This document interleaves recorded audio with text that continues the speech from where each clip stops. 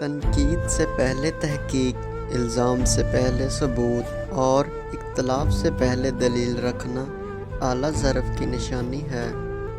کسی کی غلطیوں کو بے نقاب نہ کرو، خدا بیٹھا ہے، تم حساب نہ کرو۔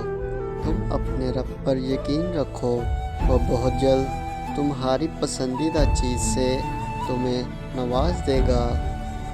جب بھی فارغ وقت ملے تو اپنی ماں کے پاس بیٹھ جایا کرو، کیونکہ ماں کے ساتھ گزارا ہوا وقت قیامت کے دن نجات کا باعث بنے گا۔ زندگی میں سکون چاہتے ہو تو کبھی کسی سے امید مت رکھو، صرف اللہ پر بھروسہ رکھو۔ حضرت علی کرم اللہ وجہہ الکریم سے کسی نے پوچھا، جانور اور انسان میں کیا فرق ہے؟